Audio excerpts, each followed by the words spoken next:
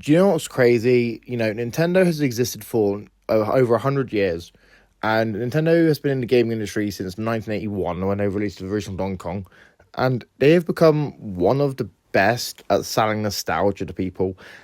Now, what do I mean by that? So now, for those who don't know, many companies do sell nostalgia. They use their backlogs of games and their huge catalogs and their huge history, like companies like say a Sega and Atari, for example, use it as a way to sell people on buying their new games and new products, as well as buying compilations of classic games. But no one has done it as successfully as Nintendo, because Nintendo have always been able to just come out with a new game. The game is based on a pre-existing franchise most of the time. Like, for example, a new Mario game, for example, and it sells really well. And it's not just because it's Mario, it's because Nintendo has been able to, build a brand of quality. Even though not every game Nintendo puts out is great. Not every game Nintendo makes is, a certified banger, as the kids say, back in, whatever. But yeah, most of the games they put out are quite good and tend to be based on popular pre-existing franchises that many people know from their childhoods, and that's also why they're so successful. A lot of Nintendo's work come from like the Mario series, Zelda, Pokemon, Kirby, Metroid, long-running series that a lot of them started in the 80s and 90s, and a lot of them are still getting new games till today. Now, that's not a bad thing.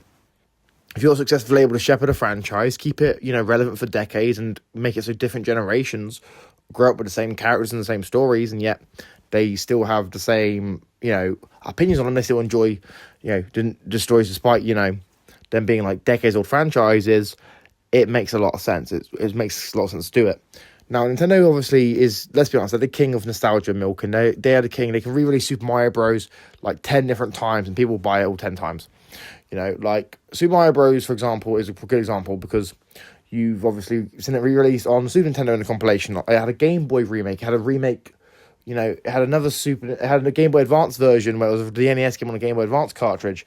You had obviously the Super Mario All-Stars collection on the Wii, which was just a SNES game that was just re-released.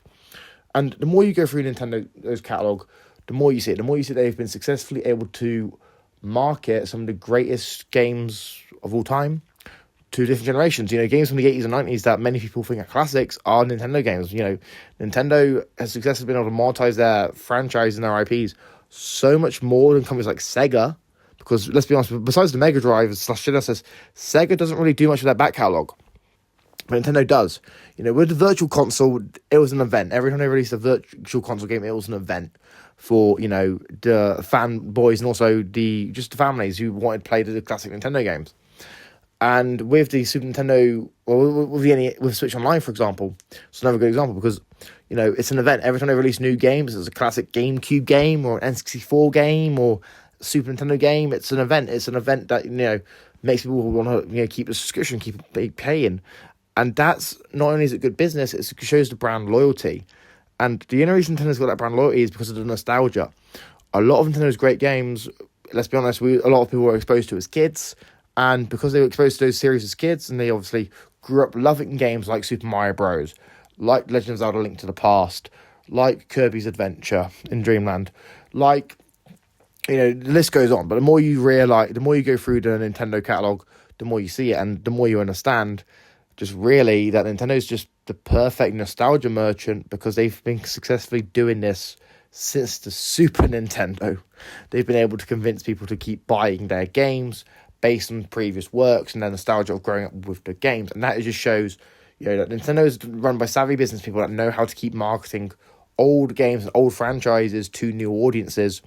And it also shows that they can take the risks because they know their back catalogue of games will continue to sell, especially as obviously they just keep trying to do more spin-offs and remakes and whatever, because they know they can do it. They know that these classic series will appeal to a new audience if you give it new lick of paint, extend the story a little bit, and just release it on a new platform. But let me know what you guys think. Do you think Nintendo is the perfect nostalgia merchant? Do you think Nintendo makes too much money from nostalgia? Do you think they need to take some more risks, make some more new franchises? Because Nintendo never stopped investing in new franchises. They did do new franchises on the Switch, like ARMS and Snipper Clips. They just weren't as widely successful as obviously the previous ones. But let me know what you guys think. Do you think Nintendo is a nostalgia merchant? Do you think they're good at monetizing nostalgia? Let me know in the comments. And what is your favorite Nintendo game? If you guys are new to the channel, make sure you let me know in the comments. What is your favorite Nintendo game? I'll be reading all the comments to see what people say. And if you need to follow, like, and I'll see you next one. Peace.